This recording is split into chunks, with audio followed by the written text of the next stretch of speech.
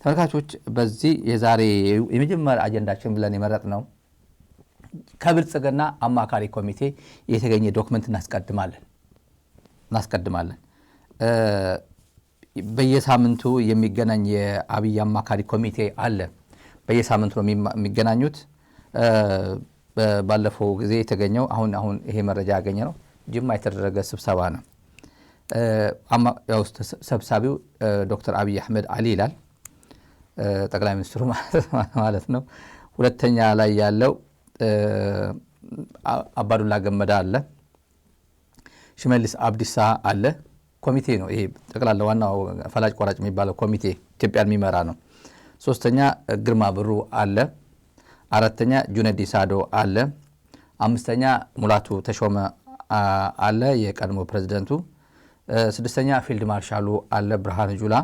ሰባተኛ የመከላከያ ደህንነቱ ጀነራል ጌታቸው ጉዲና አለ። ስምንተኛ ባጫ ደበሌ አለ። ዘጠነኛ ኩማ ደመቅሳ ነበር፣ ወጥቷል፣ ከኮሚቴው ወጥቷል። ይሄን ግን ነበር እስከዛሬ ኮሚቴ ሆኖ ሲያገለግል ነበር አለ። 11ኛ አለ ለጊዜው መጥቀስ ማንፈልገው ሌላ ሰው አለ። ይሄን እናልፈዋለን። በጅማ የነበረው ስብሰባ ትልልቆች አጀንዳዎች ትልልቅ ነው። ዛሬ ወደዚህ አጥር አድርጌ ማቀርብላችሁ አሁን ከትግራይ ጋር ጦርነት መጀመር አዋጣም ይላል። ኤርትራም በቀጥታ ስለምትሳተፍ ትግራይ ከነካናት ወደ ትግራይ ጦርነት ከጀመር ኤርትራም በቀጥታ ስለምትሳተፍ ጦርነቱ ለኛ አያዋጣንም፣ የከፋ ችግር ይገጥመናል ይላል። ትግራይ በጦርነት ሳይሆን በሌላ ነው ማዳከም ያለብን ብለው 1 2 3 4 ብለው የዘረዘሩትን ልንገራችሁ። አንደኛ ትግራይን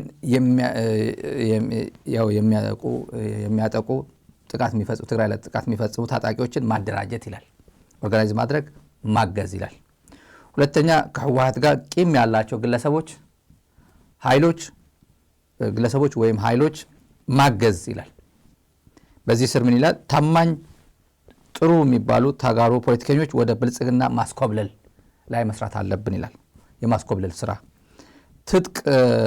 ትልቅ በጀት በጅቶ ትልቅ ፖለቲካዊ እንቅስቃሴ ማድረግ ትግራይ ላይ በተመለከተ ትግራይ ላይ ኢንቨስት ማድረግ አለብን። በሶሻል ሚዲያው፣ በሜንስትሪሙ፣ በፖለቲካ በአደረጃጀት በተለያየ በፕሮፓጋንዳ ለፖለቲካ ፍጆታ ተብሎ ትልቅ በጀት በጅቶ ትልቅ ፖለቲካዊ እንቅስቃሴ ማድረግ ይላል። በሶስተኛ ደረጃ ይሄ በሁለተኛ ላይ የተጠቃለለ ነው። በሶስተኛ ደረጃ ላይ የትግራይ ጀነራሎች ስም በማጠልሸት በህዝቡ እንዲጠሉ ማድረግ ይላል። የትግራይ ጀነራሎች በተለያየ መንገድ ዘራፊ ነው፣ ገዳይ ነው፣ አፋኝ ነው፣ ምናምን ነው በማለት ሶሻል ሚዲያ አሁን የምናየው አይነት ማለት ነው። የትግራይ ጀነራሎች ስም በማጠልሸት በህዝቡ እንዲጠሉ ማድረግ ይላል። በአራተኛ ደረጃ ላይ የትግራይ ፓርቲዎች እንዲበራከቱ የትግራይ ፖለቲካ ፓርቲዎች እንዲበራከቱ ማድረግ ግን እርስ በርሳቸው እንዳይግባቡ መስራት ይላል።